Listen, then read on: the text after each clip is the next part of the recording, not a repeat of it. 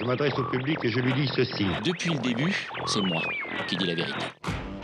Cette semaine, entre la tempête politique Le harcèlement sexuel pourrit la vie des femmes. et la tempête médiatique, Au revoir Yann Barthès. il y avait de quoi être totalement soufflé par l'actualité, happé par le grand tourbillon qui s'est abattu sur toute l'information. Le Colorado a fait face à une série de tornades impressionnantes. Au chapitre cathodique d'abord, le vent du changement souffle donc définitivement sur Canal+. On a eu l'annonce ce matin, alors on est un peu bon chanson. Vous quittez le navire, quoi. Yann Barthès a choisi de mettre les voiles pour TF1, le dernier souffle du canal historique va ainsi disparaître. On ne va pas se mentir, on a eu des années plus fastes à Canal, mais c'est pas grave. On lui souhaite bon vent, même si les plus grands spécialistes en matière de gifles médiatiques lui ont déjà prédit des vents extrêmement contraires. Non mais Yann Barthès d'un côté, Télé Monte Carlo, ça ne marchera pas. TF1 va le broyer, c'est déjà foutu. En politique, il y avait tempête dans un verre d'eau.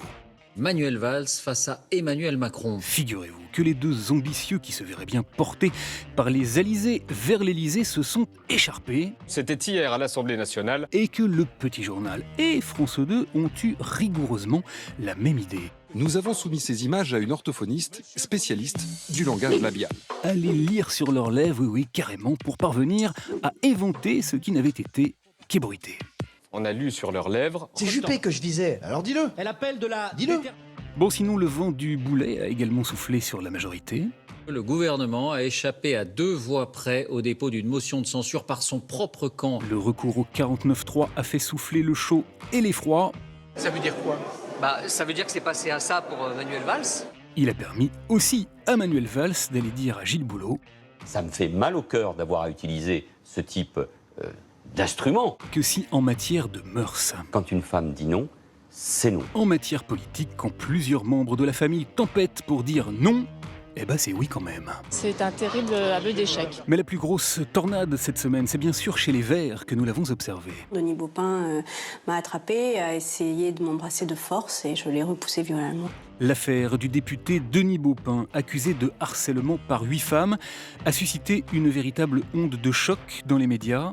Il vient à côté de moi et me court après autour du bureau, comme dans les films, quoi. Et libéré la parole d'une nuée de femmes politiques. Moi j'ai travaillé et dans le BTP et dans le milieu de la banque avant d'être élue, qui ne sont pas réputés pour être les plus féministes. Eh bien c'est beaucoup moins machiste que le monde politique. Qui ont enfin osé vanter publiquement les pratiques et les calembours de certains de leurs confrères. En 2 mots. Quand je te vois, j'ai envie de te faire une Baupin. Et puis un deuxième qui a surenchéri, disant en jouant avec mon nom de famille, quand on te voit Aurore, on a le bâton de berger. Waouh! Soufflé devant autant de turbulences, Michel Sapin a préféré reconnaître qu'il était bien impliqué dans le fameux culotte gate.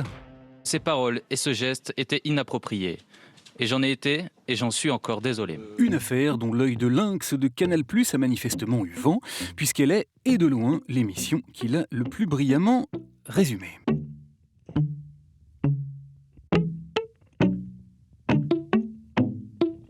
Voilà toutefois ce souffle du changement a tout de même fortement déplu à un homme, un vrai. Tout. Vous saurez tout sur le zizi de Denis Baupin. Éric Zemmour, totalement à bout de souffle sur RTL, qui a trouvé le moyen de nous dire que parce qu'ils ont relayé les témoignages de 8 femmes qui auraient été harcelées ou abusées, Les médias sont à la fois voyeurs et moralisateurs. bah voyons, comme si s'asseoir sur la morale était dans le vent, il a réussi à boucler son papier en ajoutant ceci. Le débat politique français n'est jamais tombé aussi bas. Ce à quoi on lui rétorquera ici que la chronique radiophonique non plus.